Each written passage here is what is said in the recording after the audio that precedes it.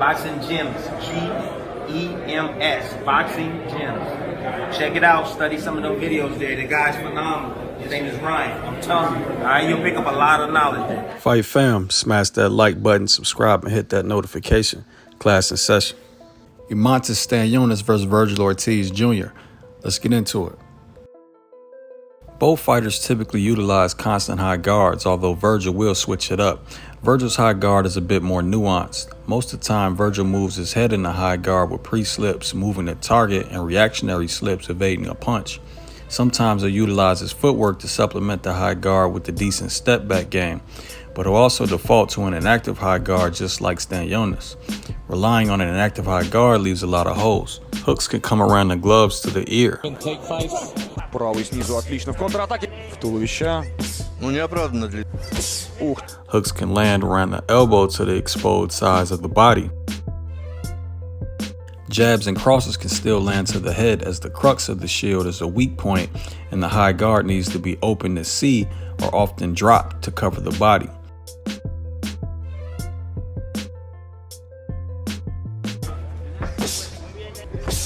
The guard can be forced open in combination with the first punch disrupting the shields and the other taking advantage of the disruption.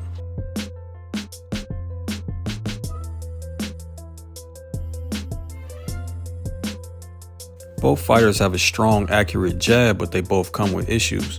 If Virgil is jabbing, it's typically a power jab, which is a step jab where the power comes from pushing off the back foot. Virgil simply has an issue with controlling how much power he pushes off with, and then his weight distribution thereafter, as he gets stuck on the front foot for relatively long periods of time. Sometimes the back foot ends up swinging left, sometimes it's just in the air, sometimes it's just his momentum from the push off that prevents him from quickly getting his weight on the back foot again. He becomes front foot heavy in range, which leaves him vulnerable for counterpunches. Alaska said, listen, I don't make you. Hands high up, goal. I mean that he's still trying to improve as a young pop. 336 day left. Still looking, still very much in it.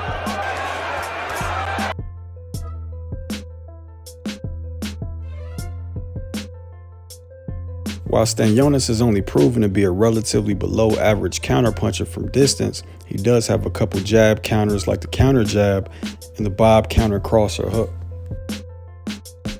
The Stanionis jab issues are a bit different. Stanionis will constantly close distance with a single power jab that uproots his back leg with a little hop without even attempting to balance weight or distribute weight off the front foot when it's finished. He's stuck on the front foot on purpose after achieving mid-range or inside positioning. Instead of following up with offense, he often high guards and waits to counterpunch on the inside, assuming his opponent is still there to be attacked or countered. His step in with the single power jab turns into a risky bait to exchange in favorable positioning. He's vulnerable to counterpunches during the whole process. Долларный с ним уже встречался. До конца первого раунда вот это прям Угас удержит пояс, то прям напрягает Томаса. Остановился и шансы. Попадание по корпусу. Низковато было. Неплохо пытался Again, Virgil's counterpunching from the outside is more nuanced. Preferred jab counters are the counter jab, counter lead hand hook to the liver, and counter overhand.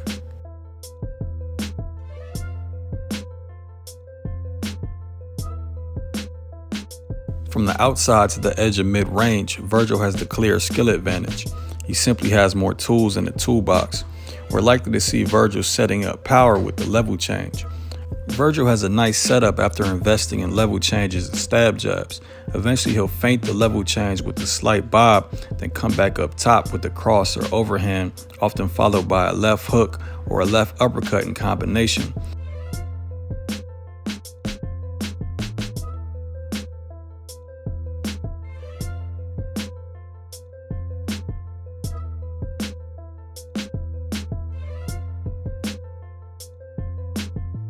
Since Stanionis has a constant and active high guard, we're also likely to see the peel from Virgil. He'll miss a jab on purpose towards his opponent's lead hand, then peel that glove down to open up for a hook or cross.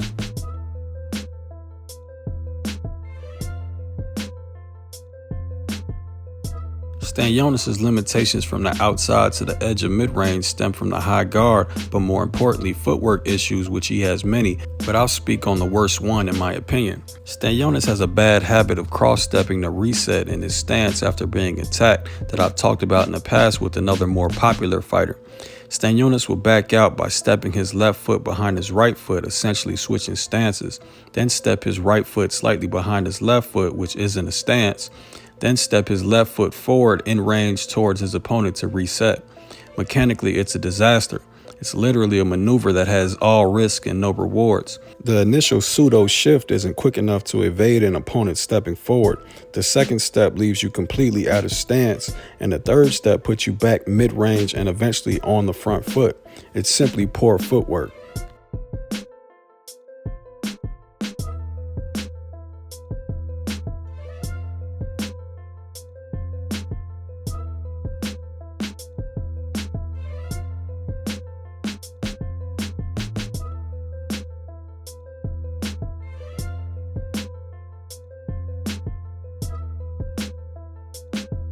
Backing Stanionis up with punches forcing him into this bad habit should definitely lead to success.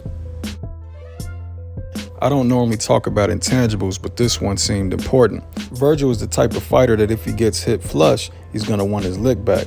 He has the tendency to turn that into 50-50 exchanges, or what we like to call rock'em sock'em. I think it's important because if Virgil could keep this fight at range or on the outside, I wouldn't give Stanionis much of a chance to beat him due to his limited skill set. But if Virgil gives in to his ego, then we'll get a much more competitive fight with back and forth action. But that's not to say that Virgil can't hold his own on an inside fight. While he typically still employs the high guard, he'll also use controls like framing to give himself the advantages. Plus, he loads up and shortens his shots well enough to produce near one-punch knockout power.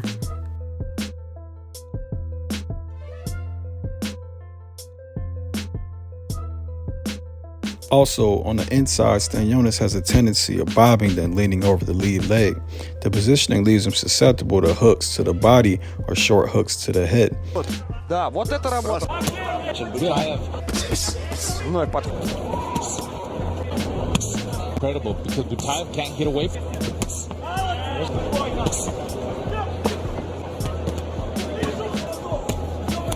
Trying to create openness. I mean, look, both fighters have pretty. But I think what we also might see is Virgil utilize his footwork and take advantage of the position by stepping around and changing angles and turning Stanionis into punches or just attacking from the advantageous position.